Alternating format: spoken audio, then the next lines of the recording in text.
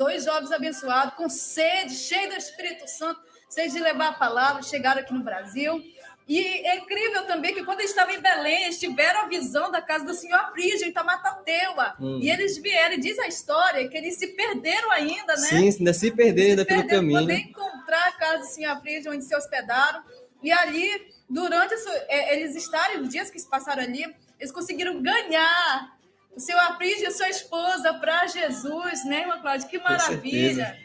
E é incrível que o senhor Aprígio, ele foi tão impactado pela glória de Deus, pelo Espírito Santo, que ele não queria se calar, ele queria espalhar esse evangelho, e foi o que ele fez.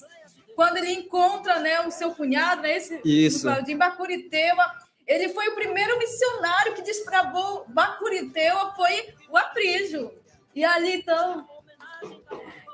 então, chega o evangelho em Bacuriteua, e diz a história que o cunhado dele estava bêbado, né? Estava bebendo, e de repente ele leva a palavra para o cunhado dele em Bacuriteua, e o cunhado dele começa a ficar com raiva, começa a querer até mesmo discutir, e ele então diz que ele queria ver se aquele livro, né, uma Bíblia que ele foi presenteado pelo seu Aprígio, ele queria ver se aquele livro ia mudar mesmo a história dele. E diz a história que ele pega a bebida que ele estava e coloca em cima da Bíblia. E, de repente, ele abre a Bíblia e a Bíblia ela estava sem nada. Estava em branco, Estava em branco. E, naquele momento ali, ele ficou impactado que ele aceitou a Cristo como Salvador. Foi o primeiro crente de Bacuriteua ali. E o evangelho só foi crescendo. Foi feita as igrejas.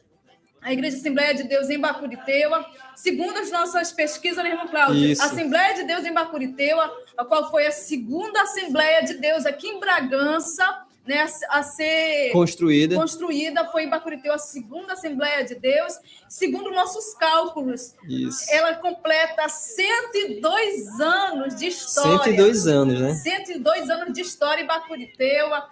Irmãos de Bacuriteua, vamos continuar levando esse evangelho aí, deixando nosso nome também na história aqui, né, da nossa cidade. Já está conosco também aqui, já chegou aqui o nosso convidado, irmão Paulo, que estará participando hoje no Talentos da Terra. Ele estará se aproximando aqui com a gente. Irmão Cláudio, chega mais para cá, irmão Cláudio. E o irmão Paulo estará aqui conosco também. Ele estará participando dos Talentos da Terra. Que maravilha, né? Daqui a pouco estaremos apresentando o nosso irmão. E eu estou muito feliz por dividir com vocês um pouco da história da Assembleia de Deus, né?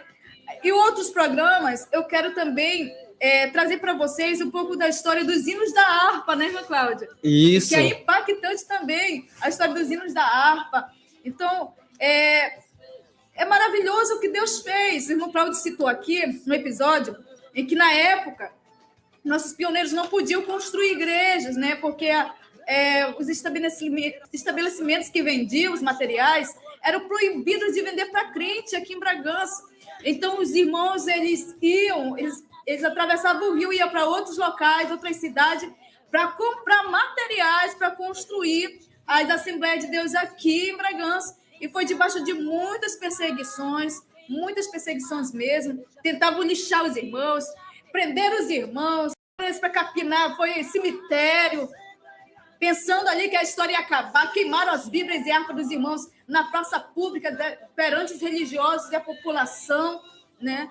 E ali, então, o evangelho não parou, não. Quanto mais perseguiu, mais cresceu. E quando eles pensavam que o crente estava sofrendo, capinando no cemitério, o crente estava louvando lá. Cantando, né? Os guerreiros se preparam, né, aí, para a grande luta. Estavam adorando a Deus ali, estavam trabalhando, mas ali no meio daquele trabalho, eles estavam adorando o nome do Senhor na dificuldade. A certeza deles, né? A certeza deles era que Cristo estava com eles.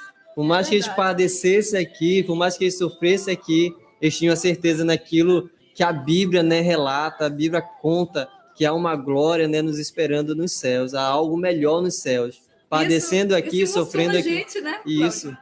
Relembrar um pouco da nossa história. Eu me lembro que Bacuriteua também houve muita perseguição em 2005. A gente estava desbravando o castelo. E lá, então, em um dos cultos, o pastor Washington, na época, era lá do distrito, que era o distrito 5, se não me engano. Isso, distrito 5, Bacuriteua. E ali, então, a gente foi para um culto no castelo, não tinha nenhum crente lá, e era na casa de alguém que queria aceitar Cristo. E lá, a religião que prevalecia era outra. E durante o culto, pegaram o pastor, pegaram os irmãos, começaram a jogar tijuco nos irmãos, começaram a jogar ovo nos irmãos, e outras coisas que eu não quero nem citar aqui. Foi coisas horríveis.